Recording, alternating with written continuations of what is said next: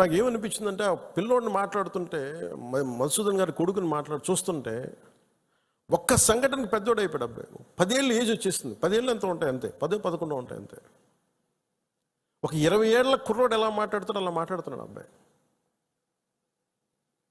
ఒక చిన్నపాటి సంఘటన చాలు.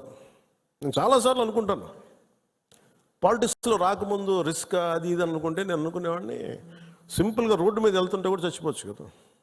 As well as embrace an ideology, ఒక భావజాలాన్ని పట్టుకోండి, దానికోసం చనిపోతే మంచిది కదా, ఉత్తి పుణ్యాన్ని చచ్చిపోవడం కంటే కూడా. ఇక నాకు మొన్న నా కొడుకు ఒక ఫైర్ యాక్సిడెంట్లో చిక్కుంటే నాకు అనిపించింది, సింపుల్ సమ్మర్ క్యాంప్ అది. ఫైర్ యాక్సిడెంట్లో చిక్కుకుంటే పక్కన ఉన్న ఒక బిడ్డ చనిపోయింది, ఇంకో పక్కన ఉన్న బిడ్డ మొత్తం కాళ్ళు చేతులు మొత్తం కాలిపోయినాయి. వీడికేమో లోపలికి అంతా ఈ కొంత ఫస్ట్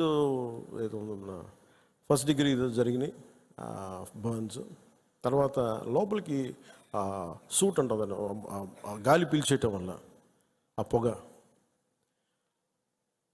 ఆ కొడుక్కి అర్ధరాత్రి పూట లేచి ఆ మేడపై నుంచి పడిపోతున్నట్టు కళ్ళు వస్తాయండి. సైకాలజిస్ట్ చూపిస్తున్నారు ఇప్పుడు.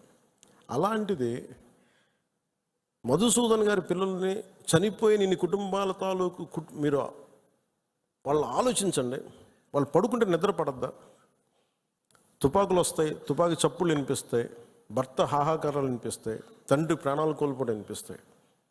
ఎంత ఘాతుకం అది! ఒకటి చనిపోవడం, ప్రాణాలు కోల్పోవడం ఒకటైతే, మానసికంగా దాన్ని తేరుకొని బయటికి రావడం చాలా చాలా కష్టం.